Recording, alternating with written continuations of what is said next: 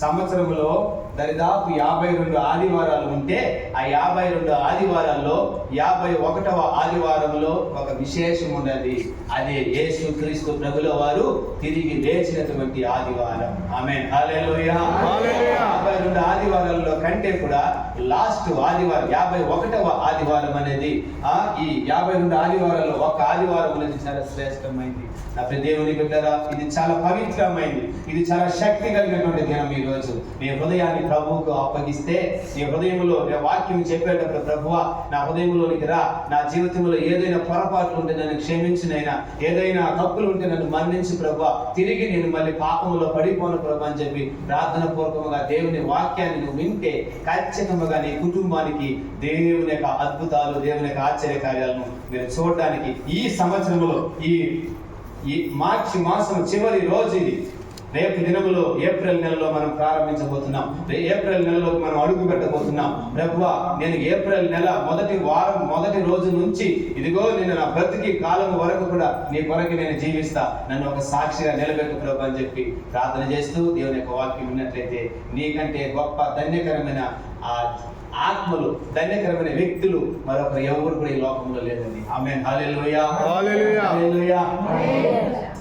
గత శుక్రవారం యేసుక్రీస్తు ప్రభుల వారు మరణించిన రోజు అనేకమైనటువంటి శ్రమలు పొంది, అనేకమైన నానా బాధలు పొంది, రోమా సామ్రాజ్యంలో ఉన్నటువంటి సైనికుల చేత, అక్కడ ఉన్నటువంటి అధికారుల చేత న్యాయ తీర్పు వలన యేసుక్రీస్తు ప్రభుల వారిని మనము పొందవలసినటువంటి ఆ శిక్షను యేసుక్రీస్తు ప్రభుల వారు మనమందరి కొరకై గొల్గొతా కొండలో కల్వారి శిలువలో మరణించడం జరిగింది. దేవుని దగ్గర అదే గుడ్ ఫ్రైడే. దానిని మనమందరం కూడా మనము శుక్రవారం రోజున మనమందరము ఆ త్యాగాన్ని, ఆ యొక్క ప్రేమను తలపోసుకొని దేవుడిని మనం స్తుతించాం, దేవుని యొక్క నామాన్ని మహిమపరిచాం.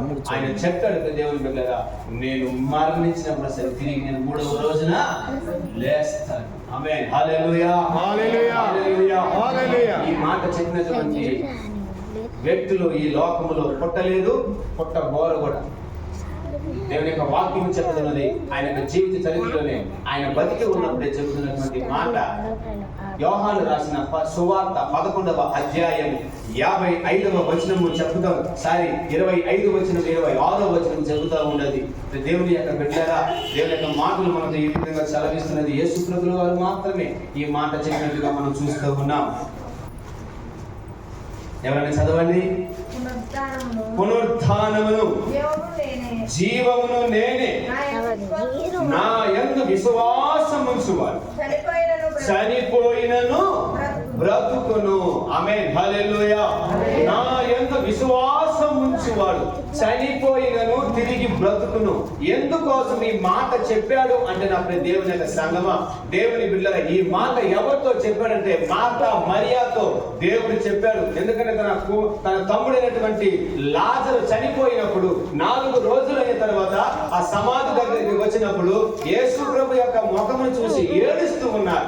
ఆ ఏడుపు ముఖమును చూసినప్పుడు ఖచ్చితంగా మీరు నా యందు విశ్వాసం ఉంచుతున్నారు కనుక ఖచ్చితంగా ఈ యొక్క లాజరు ఖచ్చితంగా తిరిగి లేస్తాడని చెప్పి ఓదారుస్తూ, ఈ లాజరు ఏ విధముగా చనిపోయి తిరిగి లేచాడో అదే విధముగా నేను కూడా తిరిగి లేస్తానని చెప్పి మార్తా మరియాకు సెలవిస్తున్నాడు అన్నటువంటి మాట దేవుని దగ్గర. అందుకే పునరుత్థానమును జీవమును నేనే. యేసు ప్రభు చెప్పిన మాట స్వయముగా, పునరుత్థానమును జీవమును నేనే. నేను మరణించినప్పుడు తిరిగి నేను లేస్తాను. అసతోమ సద్గమయ, తమసోమ జ్యోతిర్గమయ, మృత్యోర్మ అమృతాంగమయ. మరణములో నుండి జీవములోనికి వచ్చినటువంటి వారు ఎవరైనా ఉన్నారు అంటే కేవలము ఈ రోజు మనము ఆరాధిస్తున్న యేసుక్రీస్తు మాత్రమే. ఆమేన్, హల్లెలూయా. మృత్యోర్మ అమృతాంగమయ అంటే మరణమును గెలిచి తిరిగి లేచినటువంటి దేవుడు మన దేవుడు. చెప్పాలి కూడా దేవుడు సిద్ధిద్దామా? హల్లెలూయా, హల్లెలూయా. దేవుడు అనబడిన వారు ఎంతో మంది ఉన్నారు, కానీ యేసు క్రీస్తు ప్రభువు లాంటి మరణమును గెలిచిన వారు ఎవరు కూడా లేరంటే దేవుని పిల్లరా. ఆయనకు 39 కొరడా దెబ్బలు పట్టించబడ్డాడు. ఆయనకు కాళ్ళకు చేతులకు మేకులు పట్టబడింది, తలకు ముళ్ళ కిరీటం పెట్టబడింది, ఆయనకు దొక్కలో బల్లెపు పోటు పొడచబడింది. ఇంత చిత్రహింసలు పెట్టి ఆయన యెరూషలేము ఈదులు గుండా రాళ్లతో కొట్టుతూ ఆయన ఉమ్మి వేస్తూ జుట్టు పీకుతూ కూడా ఆయన సిలువలో, కల్వారి సిలువలో ఆయన్ని బలి చేశారు. దేవుని ఆయన సమాధి చేశారు. సమాధి చేసిన తర్వాత దేవుని పిల్లల దేవుడు చెప్తున్నాడు, నా యందు విశ్వాసం నుంచి వారు తిరిగి పడుతుంది. వాక్యం చెప్పబడుతున్నది. ఆయన బతికి ఉన్నప్పుడు చెప్పిన మాట, ఆయన జీవిస్తున్నప్పుడు చెప్పినటువంటి మాట. లాజరును గుర్తుగా పెట్టాడు. లాజరును ఎందుకు లేపాడు అంటే, ఎందుకోసం అంటే లాజరుకు వెనకాల చనిపోబోతున్నాడు యేసుక్రీస్తు ప్రభుల వారు. లాజరు నాకు గుర్తుగా ఉండాలని చెప్పి లాజరు 3 రోజులైన తర్వాత యేసుక్రీస్తు ప్రభుల వారు ఆ లాజరును ఎలాగ లేపాడో, తండ్రిని దేవాది దేవుడు కుమారుడు యేసుక్రీస్తు ప్రభుల వారిని ఆయన సమాధిలో నుండి తిరిగి 3వ రోజున ఆయన మృత్యుంజయుడిగా లేపి మన మధ్యలో ప్రత్యక్షపరచడానికి దేవుడు సహాయం చేశాడని దేవునికి స్తోత్రం కలుగును గాక. హల్లెలూయా, హల్లెలూయా, హల్లెలూయా. అందుకే ఈ మాట చెప్పడానికి గల కారణం, అందుకే పునరుత్థానమును జీవమును నేనే, నా యందు విశ్వాసం ఉంచువాడు వాడు చనిపోయినందుకు తిరిగి బ్రతుకును. క్రిస్టియన్ ప్రకారముగా, క్రైస్తవుల సంప్రదాయ ప్రకారంగా చనిపోతే ఎందుకు పెట్టెలో పెట్టి వాళ్ళని భూస్థాపన చేస్తారంటే కారణము ఇది ఒకటే కారణము. తిరిగి యేసుక్రీస్తు ప్రభుల వారు రాబోతూ ఉన్నాడు. వచ్చినప్పుడు తిరిగి లేస్తారంట. అది కేవలము మరణించిన వ్యక్తికి మాత్రమే, దేవునికి మాత్రమే అది తెలుసు. అంత మాత్రమే తిరిగి మరి ఎవరికి కూడా తెలియదు. నా దేవుని యొక్క సంగమా, దేవుని యొక్క బిడ్డలరా, అందుకు పెట్టెలో పెట్టి కూర్చడానికి గల కారణం, ఆ పెట్టె ఎందుకు సాదృశ్యముగా ఉన్నదంటే, మన బట్టలన్నీ కూడా మనం ఏ విధముగా పెట్టెలో పెట్టి తిరిగి మళ్ళీ మనం ఎలాగ ఉపయోగించుకుంటామో అదేలాగానే తిరిగి ఈ యొక్క వ్యక్తి లేస్తాడు అని గుర్తుగా ఉండడానికి క్రైస్తవ సంప్రదాయ ప్రకారముగా పెట్టెలో ఆ భూస్థాపన చేయడం గల కారణం. అప్పుడు దేవుని యొక్క బిడ్డలారా, దేవుని యొక్క వాక్యం చెబుతూ ఉన్నది, ఈయన మరణించడానికి గల కారణాలు, ఈయన తిరిగి లేడానికి గల కారణాలను ఒక 3-4 మాటలు మనం విని దేవుని యొక్క ఆశీర్వాదానికి మనం ముందుకు వెళ్దాం. దేవుని బిడ్డలారా, యోహాను రాసిన సువార్త 10వ అధ్యాయము 18వ వచనాన్ని మనం చదివినట్లయితే అక్కడ వ్రాయబడినటువంటి మాట చూడండి. దేవుని బిడ్డలారా, ఆయన స్వయముగా చెబుతున్నటువంటి మాట. యోహాను సువార్త 10వ అధ్యాయం, ఎవడును నా ప్రాణమును తీసుకొనడు, నా అంతటా దానిని నేను పెట్టుచున్నాను, దాన్ని పెట్టుటకు నాకు అధికారము కలదు, దానిని తిరిగి తీసుకొనుటకు నాకు అధికారము కలదు, నా తండ్రి వలన ఈ ఆజ్ఞను పొందితిని అనేను. దేవునికి స్తోత్రం కలుగును గాక. హల్లెలూయా, హల్లెలూయా. మానవాళి కోసము ఆయన ప్రాణమును పెట్టడానికి తండ్రి అయిన దేవాది దేవుడు కుమారుడైన యేసుక్రీస్తు ప్రభుల వారికి అధికారం ఇచ్చాడండి. అందరి పాపముల నిమిత్తమై, ఎందుకంటే చీకటిలో ఉన్నటువంటి వ్యక్తుల కొరకై, చీకటితో నింపబడినటువంటి మనుషుల కొరకై, ప్రజల కొరకై ఆశ్చర్యకరమైనటువంటి వెలుగులోనికి రావడానికి దేవాది దేవుడు తన ఏకైక కుమారుణ్ణి ఈ లోకానికి సకల అధికారాన్ని ఇచ్చి ఈ లోకానికి పంపించాడు. అందుకే యేసుక్రీస్తు ప్రభుల వారు స్వయంగా చెబుతున్నాడు, సర్వ అధికారము నాకు ఇవ్వబడింది, నా ప్రాణమును పెట్టడానికి, రెండవదిగా నేను చనిపోవడానికి, తిరిగి నేను లేవడానికి కూడా, నేను బ్రతకడానికి కూడా దేవుడు నాకు అధికారం ఇచ్చాడంట. ఆమేన్, హల్లెలూయా. అది ముత్తగానే రోమా సామ్రాజ్య ప్రభుత్వం వారు లేకపోతే సైనికులు ఆయన బలవంతం చేత పట్టుకొని పోయి బలవంతంగా చంపివేయలేదు.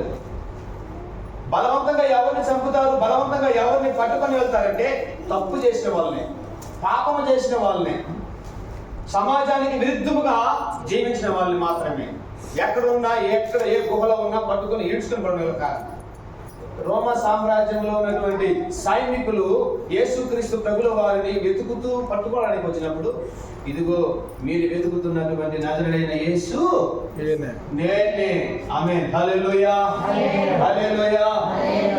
ఆయనలో ఎలాంటి తప్పు లేదండి దేవుని బిడ్డలారా, ఆయనలో ఎలాంటి పాపము లేదు.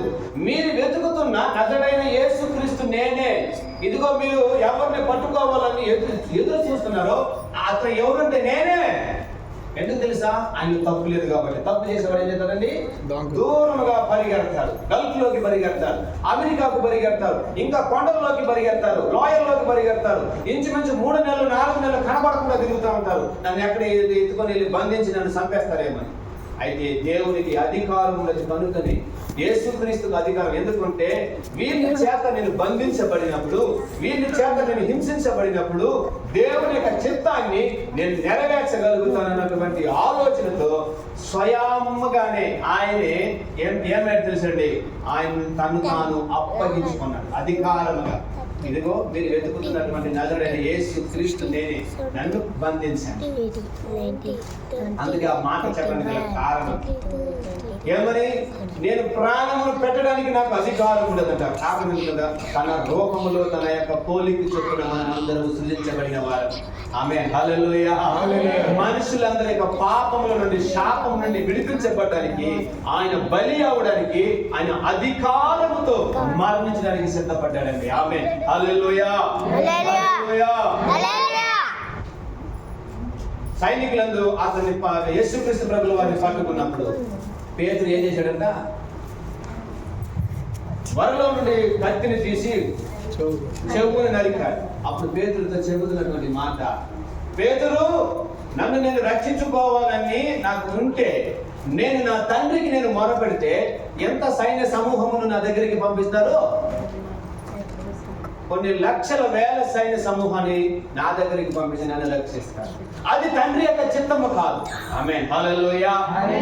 చెవు నెరిగినంత మాత్రాన నన్ను వదిలేసి వారు రెండవదిగా నా తండ్రి చిత్తము కూడా కాదు అని చెప్పి కత్తిని పక్కన పెట్టి, కత్తి పట్టి వాడు కత్తితోనే మరణిస్తారు. పట్టుకున్నటువంటి సైనికుని యొక్క చెవుని నరికినటువంటి చెవుని యేసుక్రీస్తు ప్రభువు వారు అతికించాడని. ఎంత ప్రేమామూర్తి, ఎంత దయామూర్తి. దేవునికి స్తోత్రం, హల్లెలూయా. ఇది మన యేసుక్రీస్తు యొక్క గుణ లక్షణం. ఆమేన్, హల్లెలూయా. అందుకే ఆయనకి సకల అధికారము ఆయనకి ఇవ్వబడి ఉండాలి. నన్ను నేను ప్రాణము పెట్టడానికి, రెండవదిగా ప్రాణములో నుండి తిరిగి జీవంలోనికి రావడానికి, మరణంలో నుండి జీవంలోనికి రావడానికి నాకు అధికారం ఉన్నది. అది తుది మంత్రాల వల్ల కొంతమంది అంటుంటారు, తిరిగి బతుకుతారు, ఏదో ఒకటి చేస్తాం మాయా మంత్రాలు అనేసి. మాయా మంత్రాలతో లేసే దేవుడు మన దేవుడు కాదండి. ఆయన సర్వశక్తిమంతుడు. ఆయన మరణమును గెలిచిన దేవత దేవుడిని. ఆమేన్, హల్లెలూయా.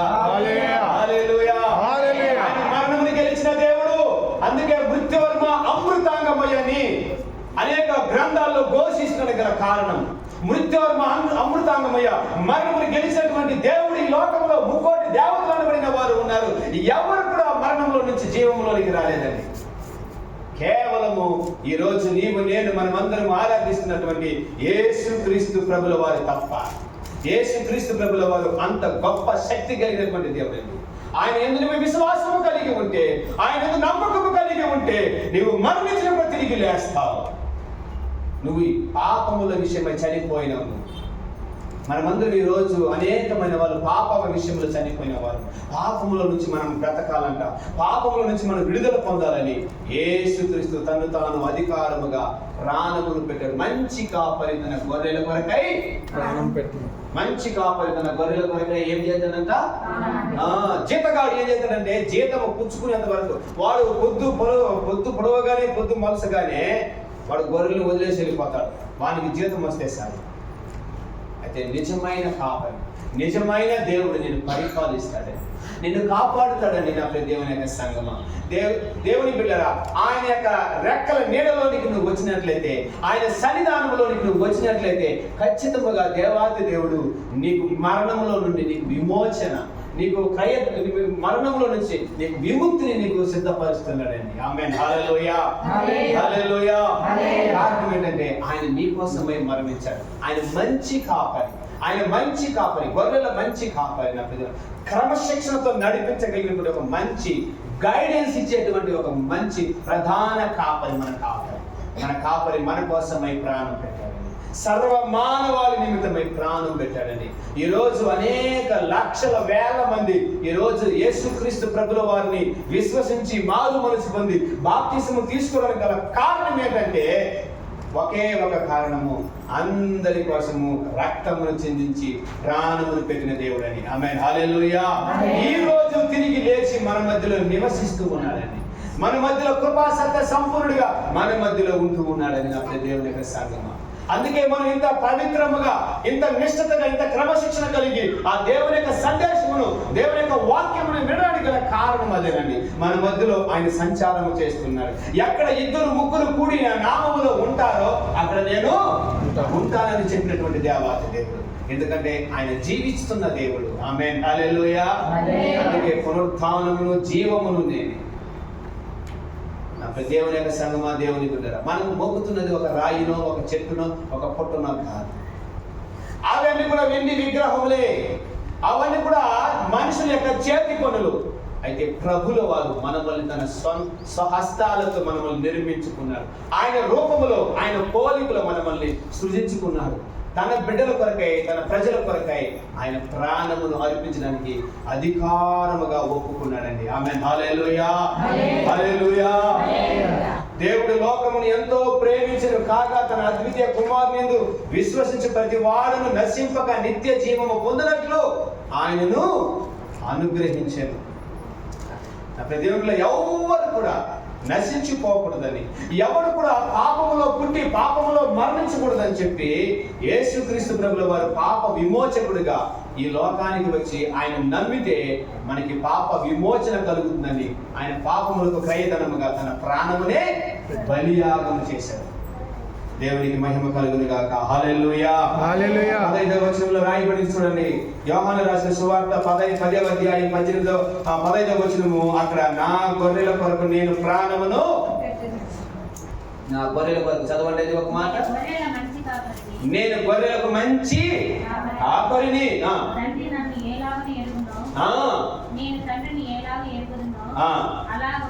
అలాగునా నేను నా గొర్రెలను ఎరుగుదును, నా గొర్రెలు నన్ను తెలుసుకొనును, మరియు ఆమేన్, హల్లెలూయా. గొర్రెల కొరకు నా ప్రాణమును పెట్టుచున్నాను.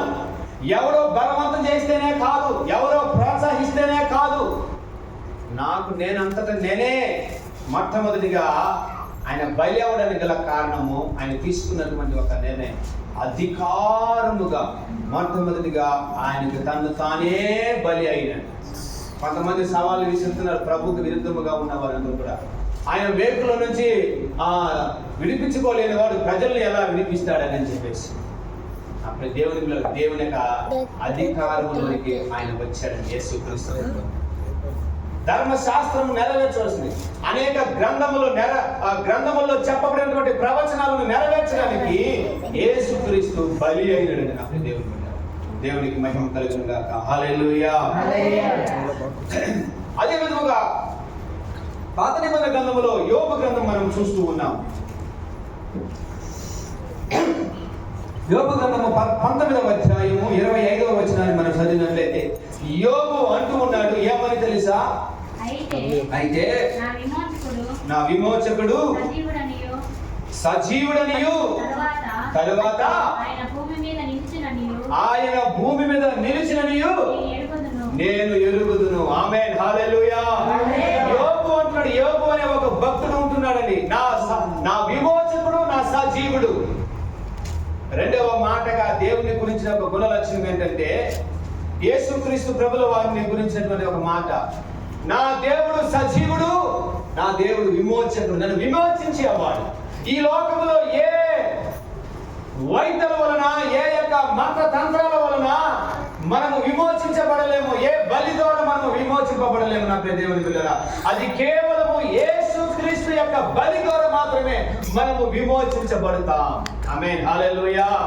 అది యోబు గారు కొన్ని వేల సంవత్సరాల క్రితమే ఫలానా దేవుడు ఈ లోకానికి రాబోతున్నాడు, ఆయన విమోచకుడు, ఆయన భూమి మీద నిలుస్తాడు. దేవునికి మహిమ కలుగును గాక. హల్లెలూయా, హల్లెలూయా. యోబు అంటున్నటువంటి ఒక మాట, నా విమోచకుడు సజీవుడు అంట. మనము ఆరాధించే దేవుడు ఎలాంటి వాడట? సజీవుడు.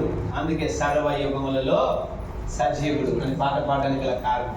ఆమేన్, హల్లెలూయా, హల్లెలూయా. ఒకసారి పాడు, ఒకసారి. సర్వయుగములలో సజీవుడవు,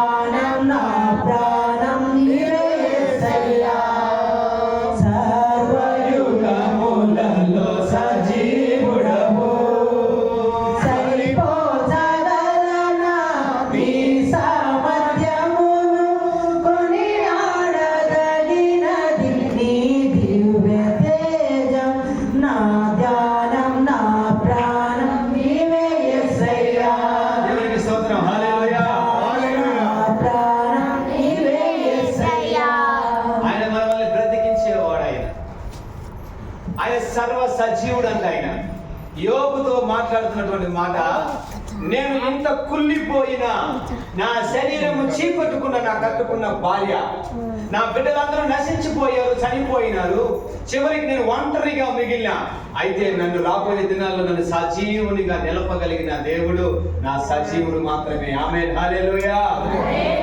ఆయన లాంటి వారు ఈ లోకంలో ఎవరు కూడా లేరు. నా ప్రియ దేవుని యొక్క సంగమా, దేవుని బిడ్డలారా, ఆయనతో సరిపోల్చదగిన వాళ్ళు ఈ లోకంలో ఎవరు కూడా లేరు.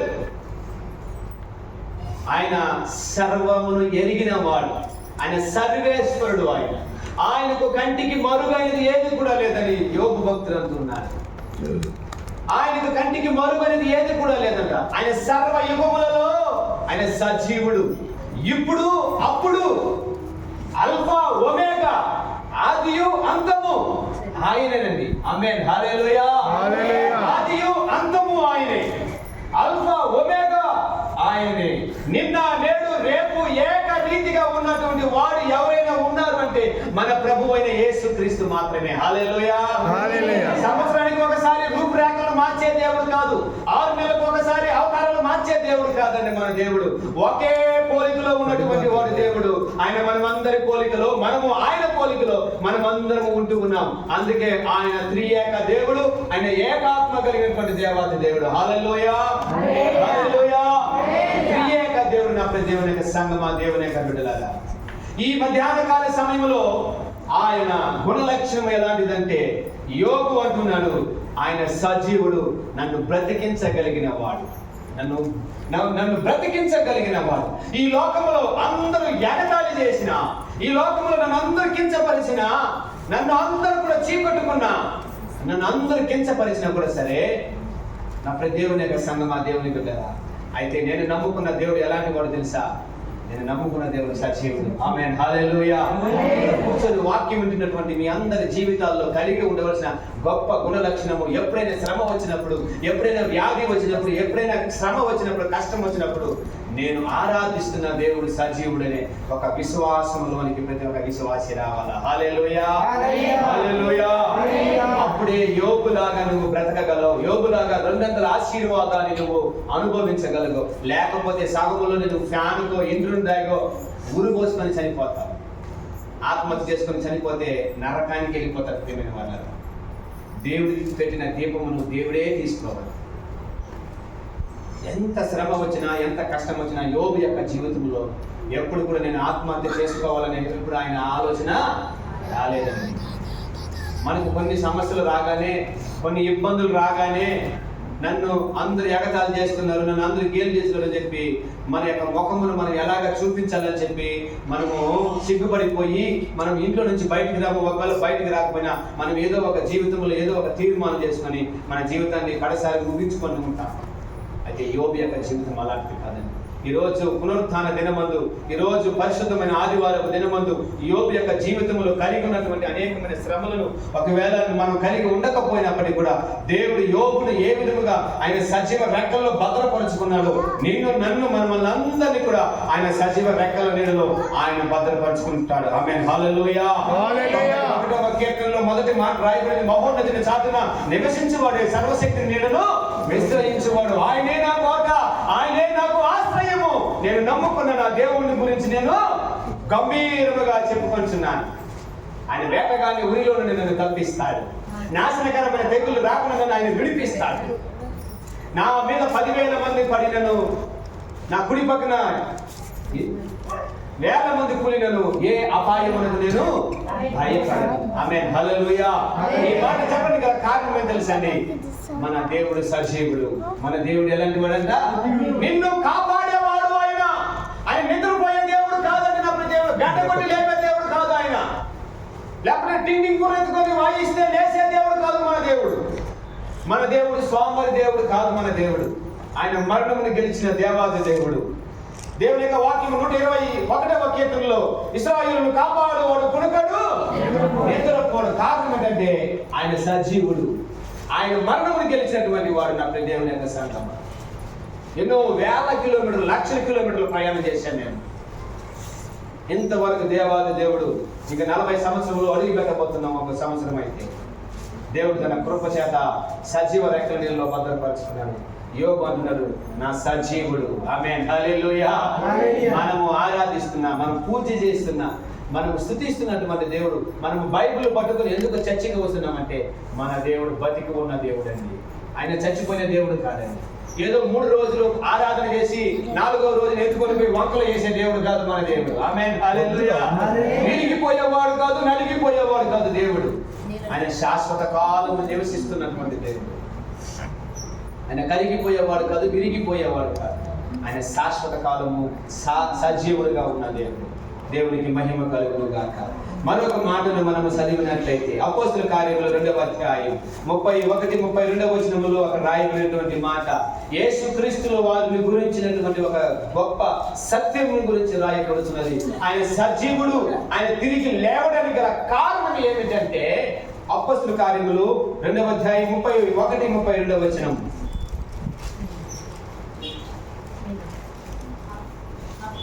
అప్పుడు ప్రభు నామమును బట్టి ప్రార్థన చేయ వారందరూ రక్షణ పొందుదురు అని దేవుడు చెప్పుచున్నాడు. నా దేవుని యొక్క సంగమం ఎందుకోసము అంటే ఆయన సజీవుడు, ఆయన బ్రతికున్న దేవుడు. ఆయన బ్రతికున్నటువంటి దేవుని యొక్క సన్నిధిలో ప్రార్థన చేస్తే నువ్వు రక్షించబడతావు, నువ్వు కాపాడబడతావు. నిన్ను విడిపించడానికి దేవుడు సమర్థము కలిగినటువంటి దేవాతి దేవుడు. చూడండి నా దేవుని బిడ్డరా, ఆయన నామములో నీవు ప్రార్థన చేస్తేనంట, ఆయన నామములో నువ్వు మోకరిస్తేనంట, ఆయన నామములో ఆయన ఆలయములకు వస్తే నువ్వు రక్షించబడతావు, నువ్వు కాపాడబడతావు, నీవు విమోచించబడతావు. నా దేవుని యొక్క సంగమం కారణం ఏమిటి అంటే కొరింథీయులకు రాసిన మొదటి పత్రిక 15వ అధ్యాయము 55వ వచనం చెప్పబడుతూ ఉన్నది. ఆయన మరణమును గెలిచి తిరిగి లేచిన దేవుడు కనుక.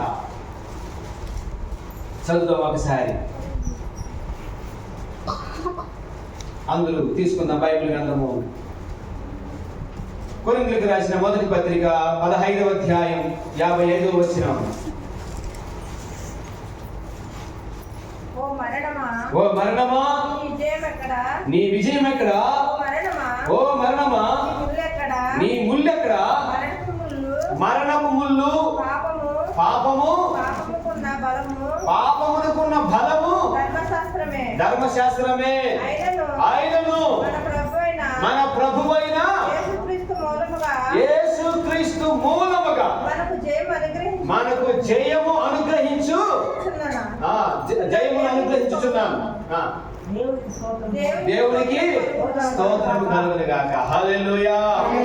మరణమా నీ ముల్లెక్కడా? విజయమా నీ ముల్లెక్కడా?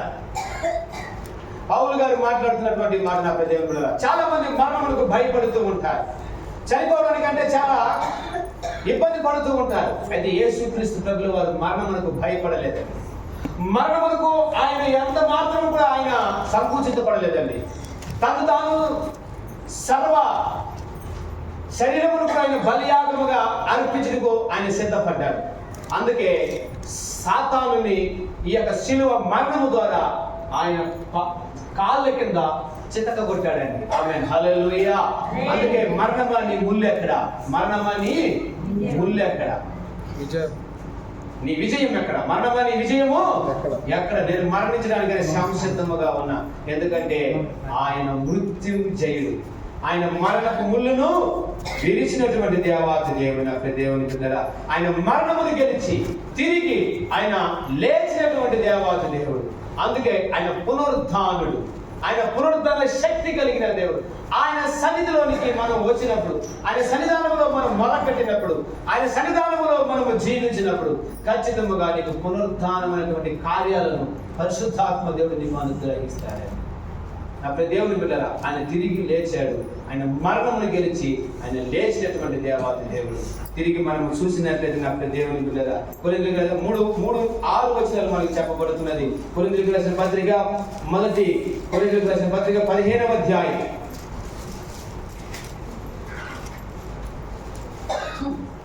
3వ మాట కూడా చెప్తా ఉన్నది. ఆ మాటలు చూద్దాం.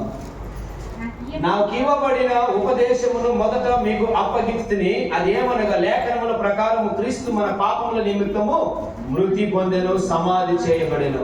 లేఖనముల ప్రకారము ఆయన 3వ దినమున లేచెను. హల్లెలూయా.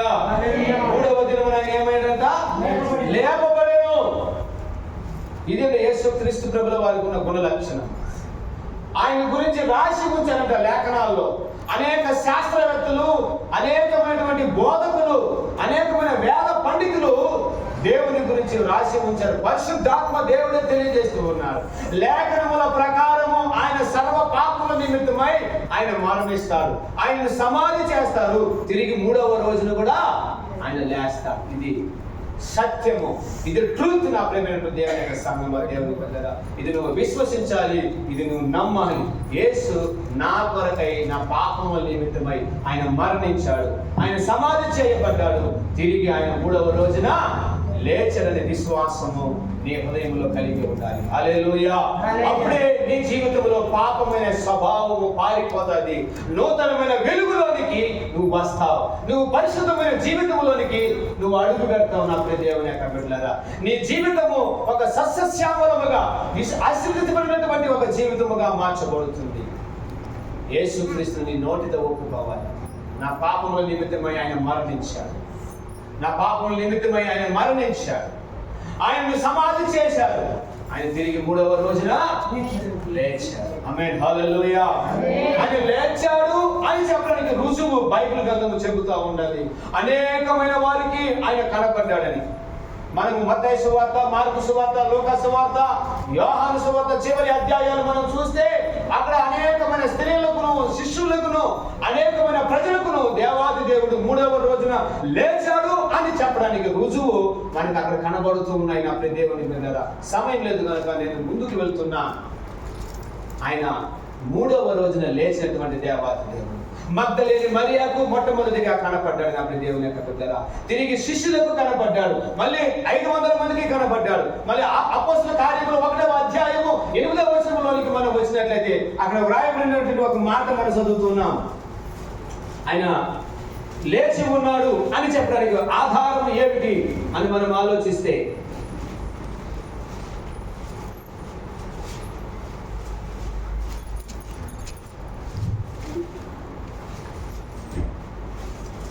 ఎనిమిదవ వచనం,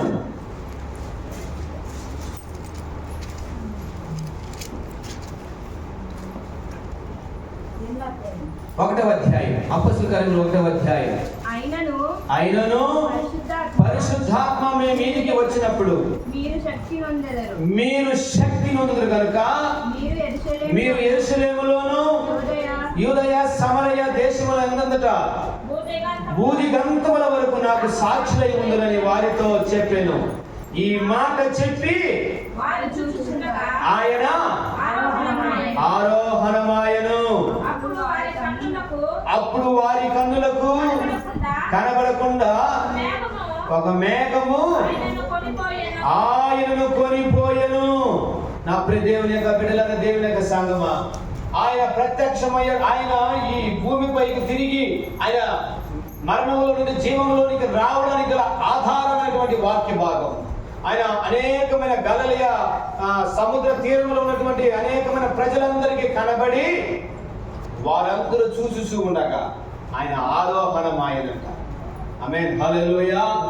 ఆయన ఆరోహణమాయను. ఆయన ఈ భూమి పైన ఆయన మరణించాడు, ఆయన జీవించాడు, ఆయన చనిపోయాడు, తిరిగి లేచాడు అని చెప్పడానికి గల కారణము ఈ వాక్య భాగం. వాళ్ళందరూ చూచూ ఉండగా ఆయన ఆరోహణమాయను.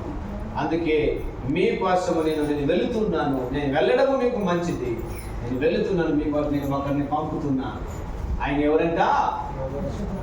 ఆదరణకర్తను నేను మీకు పంపుతున్నా. మీకు ఎవరిని పంపుతున్నాను?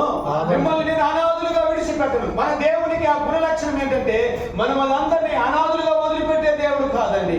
ఈ లోకములో కన్న తల్లిదండ్రులు, కట్టుకున్న భర్త, కట్టుకున్న భార్య, కన్న బిడ్డలు అందరూ మనల్ని చెయ్యి వదిలినా కూడా మన దేవుడు చెయ్యి వదిలిన దేవుడు అండి. నేను మిమ్మల్ని అనాథులుగా విడిచిపెట్టను, నేను మీ కొరకు ఒక ఒక ఆదరణకర్తను అనగా పరిశుద్ధాత్మ దేవుని నేను మీకు పంపిస్తూ ఉన్నా. ఆమేన్, హల్లెలూయా.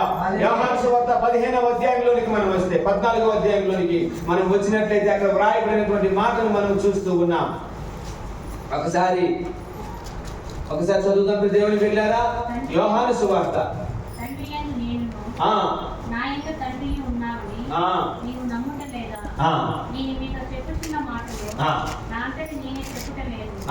తండ్రి నా యందు నివసించుచు తన క్రియలు చేయుచున్నాడు. తండ్రి యందు నేనును నా యందు తండ్రి ఉన్నామని నమ్ముడి. లేదా ఈ క్రియల నిమిత్తమైనను నన్ను నమ్ముడి. నేను తండ్రి యందుకు వెళ్ళుచున్నాను కనుక నేను చేయి క్రియలు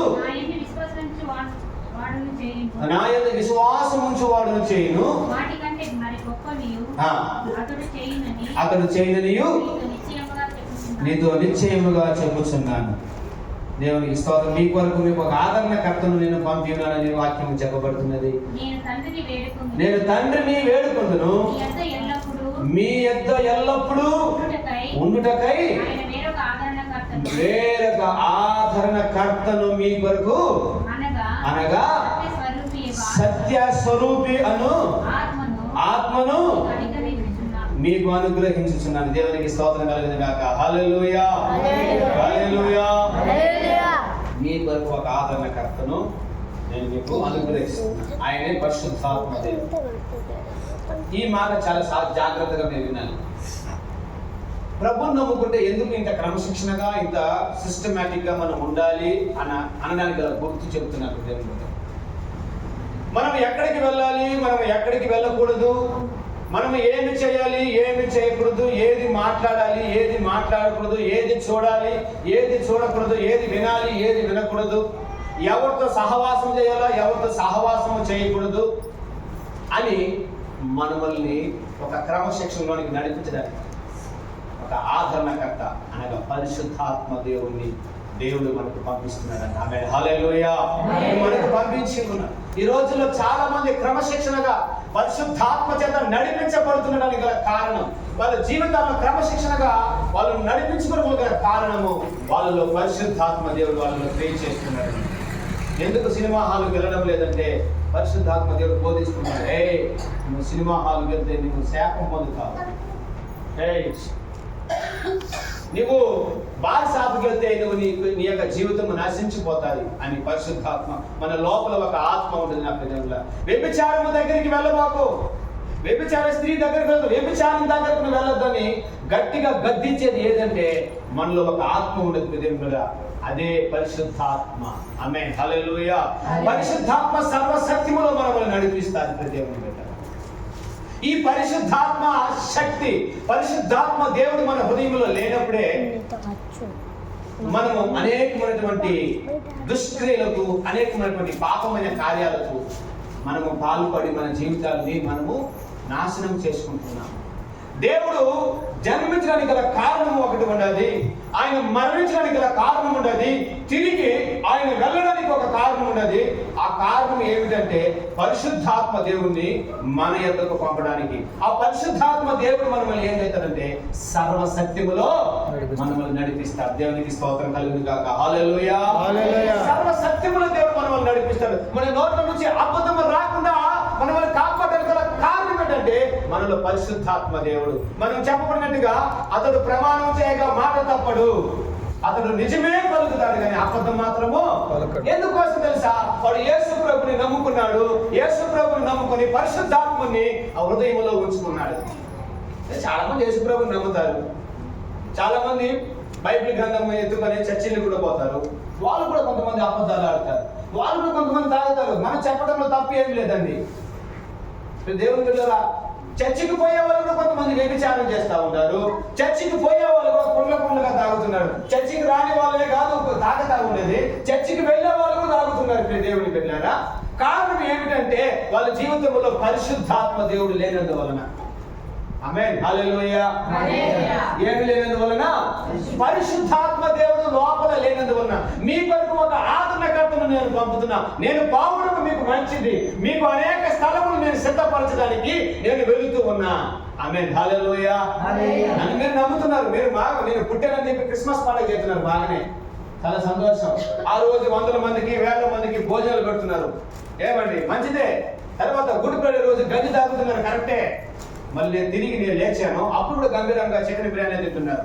అయితే మీ దగ్గర ఉన్న కుదరదు, మళ్ళీ నేను పోతున్నా, మళ్ళీ పరిశుద్ధాత్మ దేవుడు మీ దగ్గర ఉంటున్నా. ఈ చికెన్ బిర్యానీ తిని మటన్ బిర్యానీ తిని మళ్ళీ పాపంలో పడిపోతారేమో, సుఖపడి శరీరం అంతా కూడా. అందుకోసం పరిశుద్ధాత్మ దేవుణ్ణి మీ మధ్యలోనికి పంపిస్తా, మీకు ఆలోచన కర్తగా, మీకు మిమ్మల్ని నడిపించే కర్తగా, మిమ్మల్ని ధైర్యం చెప్పే కర్తగా దేవాది దేవుడిని నేను వేడుకుంటాను, మీ కొరకు పంపిస్తాను. ఆమేన్, హల్లెలూయా, హల్లెలూయా. పరిశుద్ధాత్మ దేవుడు మన హృదయంలో ఉంటే మనం ఎప్పుడు విజయవంతులు లేదండి. ఈరోజు పునరుద్ధాన దినం యేసుక్రీస్తు మన కొరకే పునరుద్ధానుడైనాడు. పునరుద్ధానుడై ఆయన ఆరోహణమవుతున్న సందర్భంలో ఆయన చెబుతున్నటువంటి మాట నాకు దేవుని మీ కొరకై ఒక ఆదరణకర్త నేను మీకు పంపిస్తున్నాను. ఈరోజు పరిశుద్ధాత్మ దేవుని మన హృదయంలో స్వీకరించుకోవాలి. మన హృదయంలో మనము ఆహ్వానించుకున్నట్లయితే నేను నడవవలసిన మార్గమును నాకు నేర్పించి ప్రభువా. యేసయ్య గారి పాట కూడా నేను నడవవలసిన మార్గము నాకు నేర్పించమని ఒక పాట. సుగుణాల సంపన్నుడ స్థితిగానాల వారసుల జీవింతుము నీ కోసమే, ఆస్వాదింతుము నీ మాటల్లో మాట్లాడుతున్నాను. ఆమేన్, హల్లెలూయా. ఏమండి, మనం నడవవలసిన మార్గాన్ని దేవునికి మనం అప్పగించినప్పుడు ఖచ్చితంగా మన నడకను, మన పడకను, ఖచ్చితంగా మన చూపును, మన ప్రవర్తన అంతటిని కూడా ఆయన స్వహస్తాలకు మనం అప్పగించినప్పుడు పరిశుద్ధాత్మ దేవుడు మనల్ని పరిపాలిస్తాడండి. ఆమేన్, హల్లెలూయా. పరిశుద్ధాత్మ దేవుడు మనల్ని పరిపాలిస్తాడు. పరిశుద్ధాత్మ దేవునికి మనం మన జీవితాలను అప్పగించాలి. ప్రభువా, నువ్వు కరెక్టే, నువ్వు జన్మించావు కరెక్టే నా ప్రభువా, నువ్వు కల్వారి శిలువలో మరణించావు కరెక్టే ప్రభువా, నిన్ను సమాధి చేశారు కరెక్టే నైనా, తిరిగి లేచావు నా ప్రభువా. అంత మాత్రమే కాదు, తిరిగి పరిశుద్ధాత్మ వరాన్ని, పరిశుద్ధాత్మ దేవుని మనము మన హృదయంలోనికి ఆహ్వానించుకోవాలి. మనం ఎప్పుడైతే ఆ పరిశుద్ధాత్మ దేవుని మనము మన హృదయంలోనికి మనం ఆహ్వానించుకుంటామో అప్పుడు మనం అనాథులు కామండి. హల్లెలూయా, హల్లెలూయా. మీరు అనాథులు కారు అని చెప్పడం గల కారణము పరిశుద్ధాత్మ దేవుని మన హృదయాల్లో ఉంచాడు. పరిశుద్ధాత్మ దేవుని మన హృదయాల్లో కుమ్మరించాడండి. పాపం చేసేవాడిని భయపడేది, పాపం చేసేవారిని దిగులు పడేది, పాపం చేసేవాళ్ళు నాకు ఎవరు లేరు నేను అనాథని చెప్పేది. నాకు దేవుని యొక్క బిడ్డలారా, పాపము చేయకుండా పరిశుద్ధముగా జీవిస్తే ఈ పునరుద్ధాన దినమందు, ఆదివారపు దినమందు మన జీవితాలను ప్రభువుకు అంకితపరిచి పరిశుద్ధాత్మ దేవ నా హృదయంలో వచ్చి నూతన కార్యాలు జరిగించిన ప్రభు అని చెప్పి నువ్వు ప్రభువుని ఆహ్వానించుకుంటే ఈ రోజు నుంచి నువ్వు ధైర్యముగా, దర్జాగా యేసుక్రీస్తు యొక్క బిడ్డగా నువ్వు ముందుకు సాగుతావు. నా దేవుని బిడ్డగా ఎట్టి శ్రమ వచ్చినా, ఎలాంటి కష్టమైన పరిస్థితులు ఎదురైనప్పటికీ కూడా సరే ఖచ్చితంగా దేవాతి దేవుడు నిన్ను నడిపిస్తాడండి, నిన్ను పోషిస్తాడండి, నీకు తోడుగా ఉంటాడండి. ఆమేన్, హల్లెలూయా.